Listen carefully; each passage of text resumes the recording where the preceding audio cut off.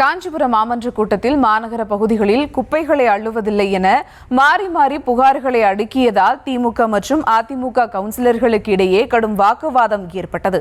மேலும் விவரங்களோடு இணைகிறார் செய்தியாளர் துரை வெங்கடேஸ்வரன். வணக்கம் துரை வெங்கடேஸ்வரன், விவரங்கள். வணக்கம். இன்று காஞ்சிபுரம் மாநகராட்சியினுடைய மாதாந்திர கூட்டத்திலே அதிமுக மற்றும் திமுக கவுன்சிலர்களுக்கிடையே கடும் வாக்குவாதமானது ஏற்பட்டதால் இந்த மாமன்ற கூட்டத்திலே இந்த ஒரு பெரும் பரபரப்பானது ஏற்பட்டிருக்கின்றது.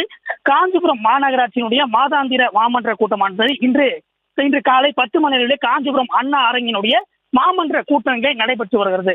இந்த மாமன்ற கூட்டத்திலே 10 மணிக்கு ஆரம்பித்தினரை தொடர்ந்து அதிமுக கவுன்சிலரும் அதே போன்று திமுக கவுன்சிலர்களும் கூட இந்த காஞ்சிபுரம் மாநகரினுடைய பல்வேறு பகுதியிலே குப்பைகள் ஆங்காங்கே தேக்கமடைந்திருப்பதாகவும், குறிப்பாக குப்பை அள்ளுவதற்கு போதிய பணியாளர்களும் இல்லை எனவும், அதே போன்று குப்பைகளை எடுத்து செல்வதற்கு வாகனங்களும் இல்லை எனவும் எதிர்கட்சி கவுன்சிலர்கள் மட்டுமின்றி அதாவது திமுக கவுன்சிலர்களும் கூட அந்த பல்வேறு குற்றச்சாட்டுகளை முன்வைத்திருந்தார்கள். இந்த நிலையிலே தொடர்ந்து அதிமுக, பாமக, சுயேட்சை கவுன்சிலர்கள் உள்ளிட்டவர்கள் மட்டுமின்றி பல்வேறு திமுக கவுன்சிலர் இந்த குப்பை மற்றும் ஆள்வது குறித்து மாநகராட்சி அதிகாரிகளும் கூட மாநகராட்சி அதிகாரிடம் கடும் வாக்குவாதத்தில் ஈடுபட்டனர்.